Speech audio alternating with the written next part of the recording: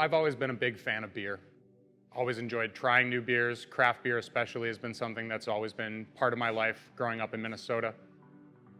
My background is on the science side, and part of being a good scientist is not being completely hungover every day.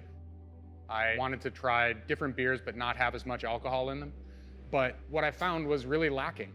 The non-alcoholic beers on the market sucked. I didn't like the malty flavors.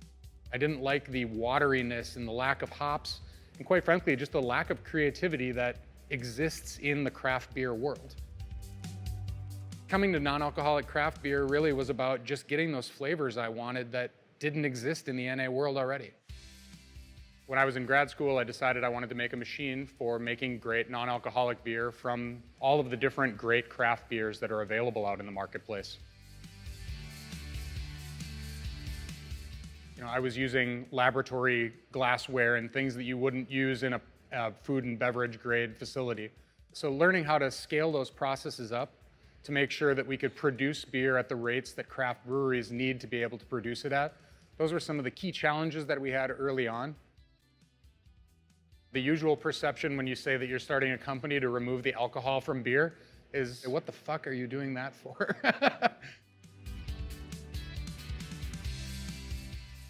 Getting over that initial skepticism, we found that the best way to do that was just to bring our technology to craft breweries and get them to try their existing recipes through the machine.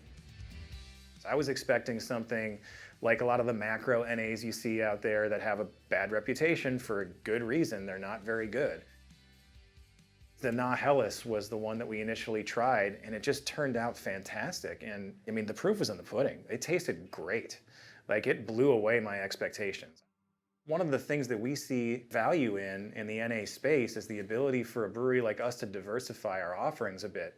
Because craft beer, as everybody knows, is really crowded right now, and it has been for a couple of years. And so for us, our strategy to improve our competitiveness has been looking at what else can we do in the NA space. Not only do we have 3 different styles that we've done so far, we're going to be introducing a 4th in the next month or 2. I think it's going to be a pretty regular part of our portfolio. Our process is an extraction or filtration process where we're able to take fully fermented beer that has some alcohol by volume in it. Maybe it's a 5% lager like this one. And we're able to split it into different components. We're able to subtract out that ethanol fraction without disturbing the good smelling and good tasting components that come out of a fully fermented beer. The result of our process when we pull that fraction of ethanol out is we're able to create a non-alcoholic beer that has all of the flavors, smells, colors, textures of the original beer. And the second product is a hard seltzer base or a fermented malt beverage that is at the same ABV as the original beer. I'm not gonna lie, it doesn't taste exactly like the full strength version because alcohol does play a pretty critical role in the flavor profile of any beer, even a light one with a low hop rate. You're still gonna notice that it's not there. But what you don't notice is maybe a little bit different than what you'd expect, because what alcohol does is it creates a perception of sweetness and sort of a slickness on the mouthfeel. So with those 2 things gone, the beer is a little bit more bitter and it maybe feels a little more thinner in the body. But if you can get over those things, and it's actually pretty easy to once you start drinking NA beers and becoming a little more familiar with them, they really do taste, at least ABV's NA beers taste really, really good.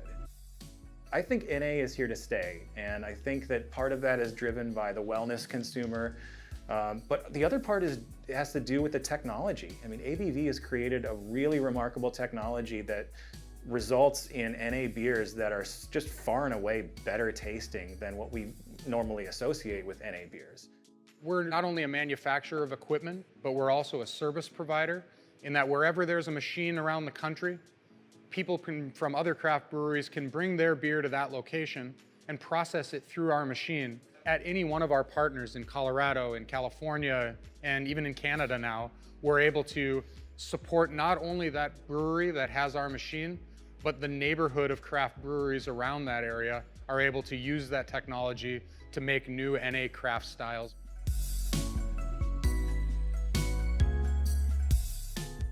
There are a lot of reasons why people might choose to drink non-alcoholic beer. Some of them might be around wanting to have a healthier lifestyle. They might be interested in taking a month off drinking, like the dry January approach.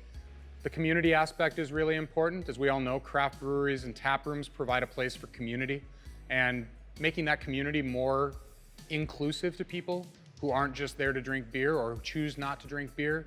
There are also people who just choose that for reasons that have to do with either their religious beliefs, might be that they are pregnant.